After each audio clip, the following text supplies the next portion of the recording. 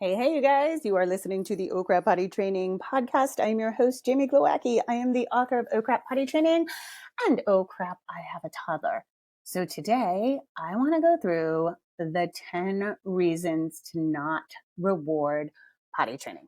So let's talk about this because it's a really big thing. And I know that many people do use reward systems for children when potty training. Most often it's like an M&M or a mini marshmallow, and we call this positive reinforcement.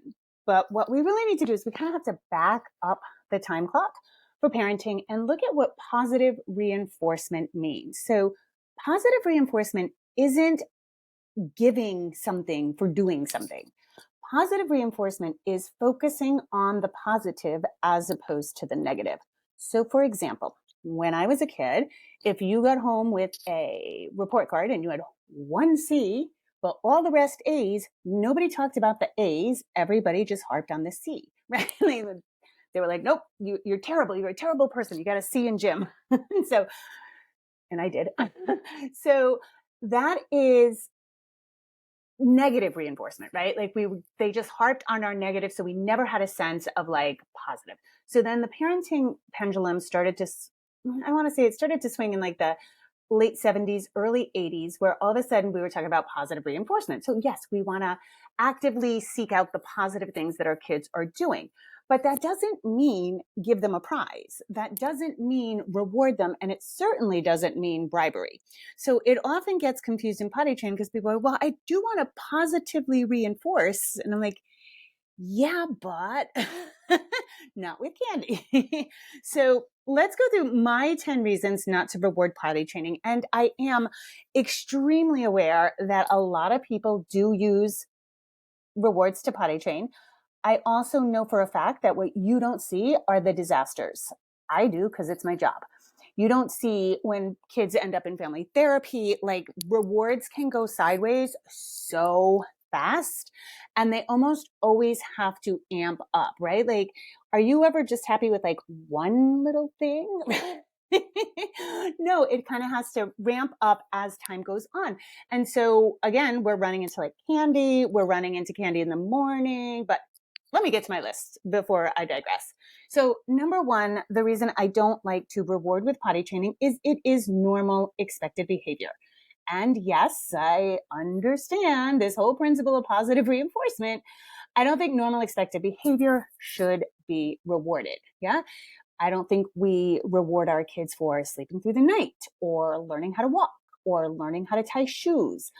I don't believe that rewarding children in school for listening, for staying seated. I don't believe in rewarding normal household chores like setting the table or picking up dirty clothes. I think when you start rewarding for expected normal behavior, you start edging into entitlement. And we do know right now that we have a very entitled youth population. So I just think it's normal behavior. And if you wouldn't give your kid an M&M for sleeping through the night, then I don't think you should give them an M&M for potty training. Number two, as I mentioned, rewards naturally have to amp up. Yes, one M&M may seem harmless, but overall, my experience is that your child's going to want more. And then that's where you start to get into trouble. And I am not kidding when I say that I know a child who metered out his poop so that he could get 88 M&Ms because he got 2 for trying. Yeah.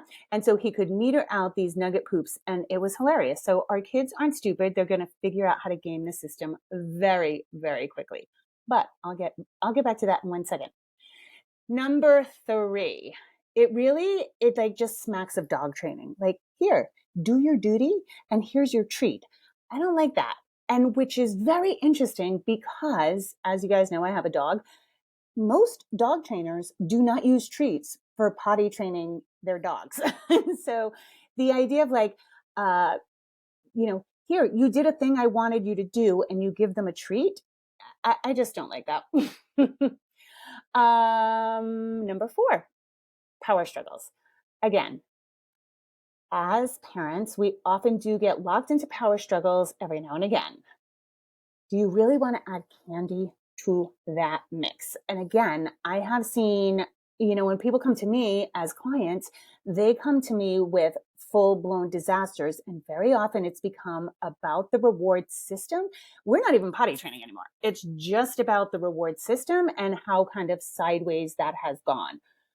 So there's enough power struggles with your average 2 or 3-year-old. You don't need to add power struggles over a piece of candy or a mini marshmallow or whatever it is that you have deemed as your reward for potty training.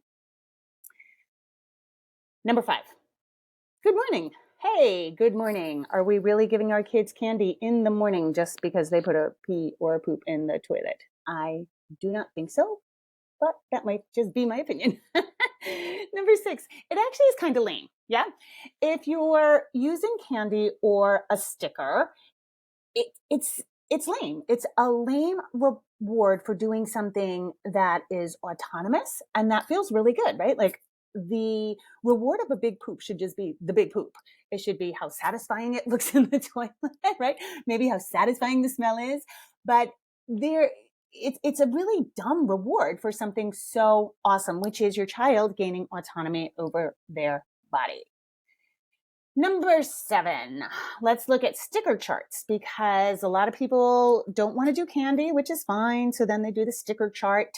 The biggest problem with a sticker chart is that your average 2 or 3-year-old cannot decipher, or not decipher, they can't grasp the idea of like 7 days I stay dry and then I'll get a bigger toy. That's a really extended thought process that includes a lot of prefrontal cortex that they don't have developed yet. And parents will tell me, they're like, oh no, he stayed dry for 7 days. And I was like, yeah, but you got lucky. They just cannot grasp a sticker chart at that point. Now, if you wanted to use a little sticker and just put it on your kid's hand after they do a pee or poop, I'm not totally opposed to that. But the idea that they can track a chart and know that after X amount of time goes by, they'll get something bigger, that is unrealistic. All right. When and how much? This is number 8, why we don't potty train with rewards, because you do back yourself into a really crappy corner, because now you have to decide, are we rewarding for production or are we rewarding for trying?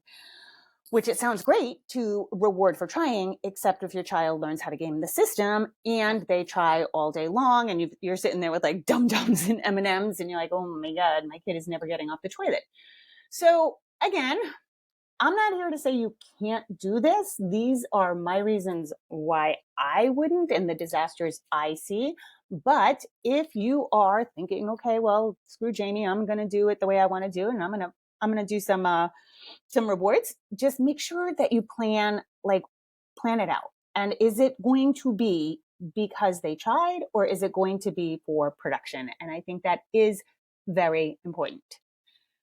All right, number 9, metering out the pee. Yes, once your child does realize the system, they are going to game it and they will meter out their pee and poop. It's crazy. Number 10, have an exit strategy. I don't care if you guys use my book. I don't care if you use anything I say. I don't care if it doesn't resonate with you, does resonate with you. I want this to be easy for you. And my job very often is to let you know where I see the trouble spots.